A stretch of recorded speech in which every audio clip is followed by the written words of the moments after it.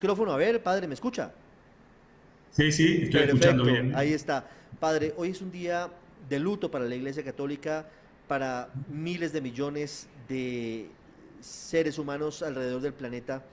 ¿Qué nos puede hablar sobre el Papa Francisco, sobre su legado y sobre lo que significa la partida física, no sus enseñanzas, del primer Papa latinoamericano? Bueno, nos deja un vacío, ¿no es cierto? Como cuando muere un padre. Cuando muere un padre queda la casa vacía, ¿no? Un padre o una madre en nuestra familia. Creo que sentimos eso porque el Papa Francisco, como todos los papas, pero particularmente este Papa latinoamericano, cercano a todos, cercano especialmente a los pobres, a los más alejados, ha sido para todos nosotros un padre. Lo hemos sentido así en el CELAM, lo hemos sentido así los sacerdotes, los obispos, un padre que a veces tenía que hablarnos con seriedad y un padre que siempre nos ha mostrado su cercanía, su afecto y su comprensión, particularmente a la Iglesia y a los procesos latinoamericanos.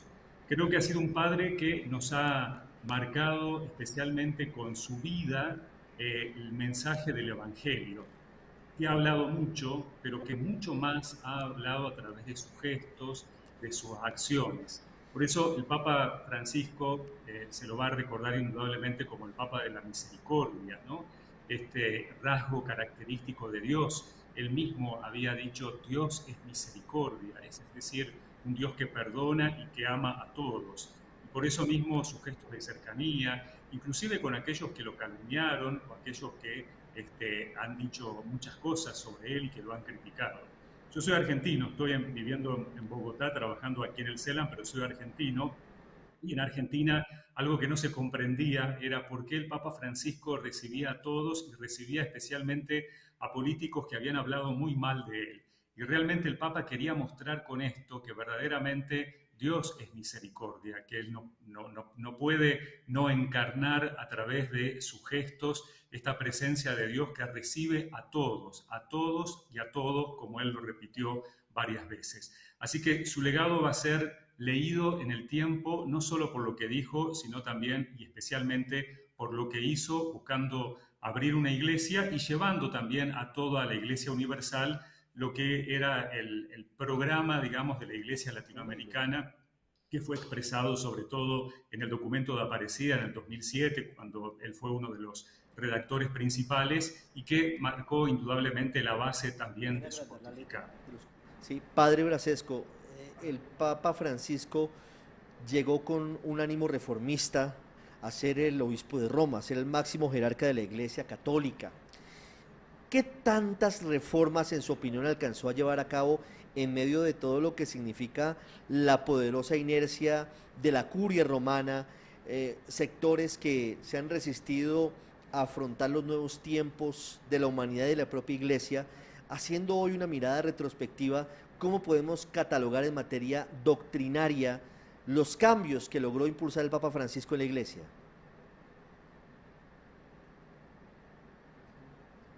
Certificado de su programa estaba basado en lo que los cardenales le habían pedido en las congregaciones generales antes de la elección del Papa. Ahora van a comenzar estas congregaciones generales donde los cardenales un poco van haciendo un análisis de la situación de la Iglesia y van delineando el perfil del próximo Papa y cuáles son las necesidades en ese sentido para la Iglesia. Así que el Papa creo que en primer lugar fue con ese espíritu, el espíritu de poner en marcha aquello que los mismos cardenales le habían pedido. Esto efectivamente generó resistencias, pero más que en lo doctrinal, creo que el Papa ha sido un reformista especialmente en el estilo de ser iglesia, ¿no?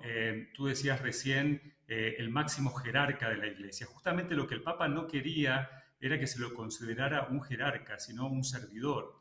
Él encarnó desde su pontificado esto de que lo que además enseña Jesús, enseña el Evangelio, de que la autoridad es para el servicio, que la autoridad no tiene que hacernos creer que somos superiores o más que los demás, sino que está puesta para el bien común, ¿no? Y por eso él mismo buscaba, y especialmente en este último tiempo, con el proceso del sínodo de la sinodalidad, hacernos entender que el ser iglesia, el ocupar un lugar, una responsabilidad dentro de la iglesia, tenía que llevarnos siempre al servicio, es decir, un cambio de estilo. Creo que el Papa era muy consciente de que en su pontificado, él al principio decía que iba a hacer un pontificado corto, y fuera corto o de 12 años como en este caso, o de más tiempo, que estos procesos, estos cambios en la Iglesia son lentos porque implica una conversión sobre todo del corazón y de las personas. Y por lo tanto, él creo que era muy consciente de que él estaba iniciando procesos, que no iba a poder cambiar todo, pero que sí iba a poder iniciar un proceso de transformación que creo que lo ha hecho de muchas maneras, ¿no es cierto? No solamente con sus enseñanzas o con los cambios que pudo hacer, inclusive en el mismo Código de Derecho Canónico, sino particularmente con otro estilo de iglesia. Vuelvo a decir, una iglesia más abierta, una iglesia cercana a las periferias, cercana a los pobres, una iglesia que de verdad encarne el Evangelio de Jesús. Iglesia, entre otras cosas, que también estaba planteándose la posibilidad, por ejemplo, de eliminar el celibato, entre muchas otras ideas, podríamos decir, de avanzada, acordes con el siglo en el que estamos viviendo, el siglo XXI. Padre, ¿usted cree que quien sea elegido como el sucesor del Papa Francisco va a seguir con esta misma línea? El Papa Francisco también tenía una idea muy importante de inclusión frente a la comunidad LGBTIQ+, usted lo decía, hablando de los pobres, acercar la iglesia cada vez más a los ciudadanos. ¿Usted cree que la elección podría ser de un papa parecido, que siga esta misma línea? Bueno, a lo largo de la historia nunca ha habido papas que hayan provocado una disrupción total respecto de lo anterior de manera inmediata, ¿no es cierto? Y todo esto se va a perfilar también en estas reuniones de los cardenales, donde ellos van a decir, bueno, los desafíos de la Iglesia son estos y estos otros, ¿no?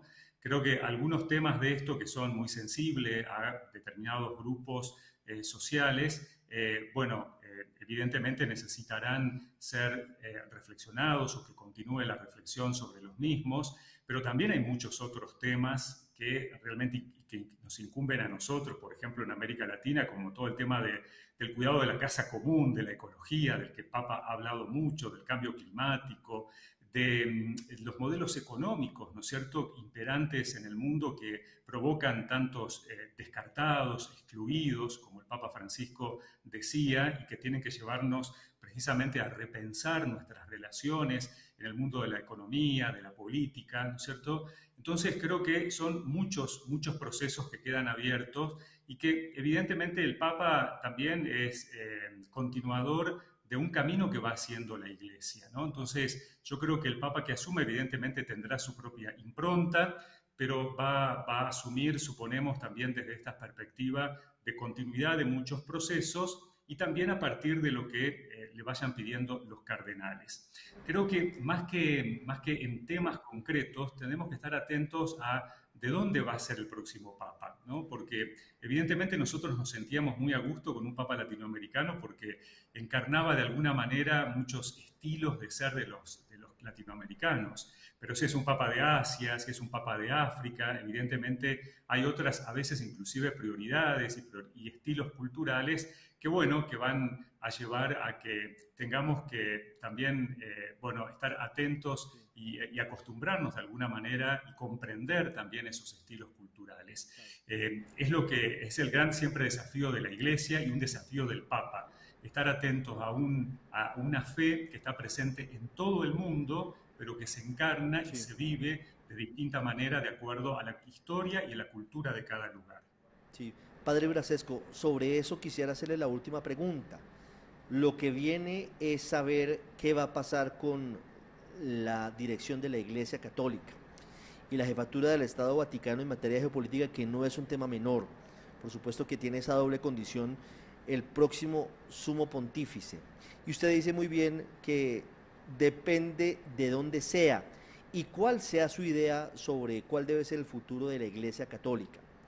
¿Qué puede pasar? Sé que es incierto, pero sí ya hay al menos dos vertientes claras. Una que puede ser la eventual continuidad de la línea que dio el Papa Francisco. Incluso hay quien piensa que su sucesor podría ser llamado Francisco II en caso de que logre ganar en el cónclave uno de sus sucesores y que son de esa línea, pero de otra línea bastante conservadora, que le hizo la vida difícil al Papa Francisco. ¿Qué está pasando hoy en el seno de la Iglesia Católica? Bueno, efectivamente, esos, digamos, es como que aparecen dos grupos, digamos, como si estuvieran confrontados. En realidad, en la Iglesia lo que hay son miradas distintas de lo que debería ser precisamente la respuesta de la Iglesia al desafío de anunciar el Evangelio y de vivir la fe, ¿no es cierto? Pero la diversidad es mucha, vuelvo a decir. El Papa Francisco ha nombrado cardenales de todos los lugares del mundo, inclusive de Mongolia, por ejemplo, que son 1.500 fieles cristianos en un país de varios millones de habitantes. De allí también hay un cardenal. Por eso el Papa creo que no ha buscado nunca pensar en posicionar de manera partidaria cardenales de distintas partes del mundo o de lugares del mundo de manera específica, sino precisamente ampliar ese horizonte, mostrar que la Iglesia está presente en todos lados y por lo tanto la opinión de esas distintas iglesias, de las iglesias de los distintos pueblos del mundo, va a estar presente seguramente en estas congregaciones donde se elige. Yo creo que no sería apropiado plantearlo como una guerra de posiciones, ¿no es cierto? Creo que los cardenales en ese sentido primero van a buscar conocerse, van a buscar discernir cuál es el futuro de la Iglesia, lo van a buscar plantear y en función de eso van a elegir una persona que pueda precisamente encarnar esos desafíos que se vayan presentando y que muchos de ellos los conocemos, ¿no es cierto? Porque ha habido reuniones de obispos, como por ejemplo el último sínodo, donde se plantean desafíos concretos para la Iglesia. Los obispos son conscientes de la realidad también que tiene la Iglesia en todo el mundo. Entonces creo que esto va a estar muy presente, no como una guerra partidaria, como a veces puede aparecer, digamos, en las películas, o una lucha de poder, sino buscando ver de qué manera la Iglesia puede responder a estos desafíos de los tiempos y quién puede ser en ese sentido la persona que encarne o lleve adelante mejor la respuesta de la Iglesia ante esos desafíos. Gracias por estos minutos en esta transmisión especial de Blue Radio y le expresamos nuestras condolencias. A propósito, algo muy breve. ¿Qué anécdota recuerda del Papa Francisco? Usted lo vio al menos en 2 oportunidades, era un hombre cercano, era un hombre sencillo. Usted lo dice, no quería ser visto como un jerarca, sino como uno más, como un obrero. ¿Qué recuerda de él, algo puntual, del Papa Francisco? Bueno, la verdad es que nosotros fuimos varias veces a entrevistarnos con él, con la presidencia del CELAN. Eran reuniones muy cordiales, ¿no? El Papa parecía que nunca tenía hora, digamos, para ponerle fin a una reunión. Nosotros íbamos con una lista de a veces de 10 temas y el Papa dedicaba tiempo a todos los temas. Sí, la última anécdota que recuerdo fue la última audiencia que tuvimos con él en octubre, cuando le preguntamos qué esperaba él de la Iglesia latinoamericana en relación con la implementación del sínodo. Y el Papa nos dijo, no soy yo el que tengo que decirles a ustedes lo que tienen que hacer. Ustedes tienen que pensar, discernir qué es lo que tienen que hacer. Pero les voy a pedir una cosa, sean audaces. Sean audaces, no se queden en pequeñas cositas, sean audaces. Y después dijo, y le voy a pedir algo más, dijo, den importancia en lugares de decisión a las mujeres, den mucho lugar a las mujeres, ¿no? Y ahí nos contó una serie de anécdotas y de proyectos que él tenía que después cumplió, como nombrar, por ejemplo, en el Vaticano a una mujer como gobernadora de la Santa Sede. Así que, bueno, esta es una del impulso siempre que nos daba el Papa Francisco de animarnos a ser audaces y a seguir siempre para adelante. Padre Brasesco, muchas gracias y de nuevo le expresamos nuestras condolencias. Muy amable. Muchas gracias y un saludo a toda la audiencia.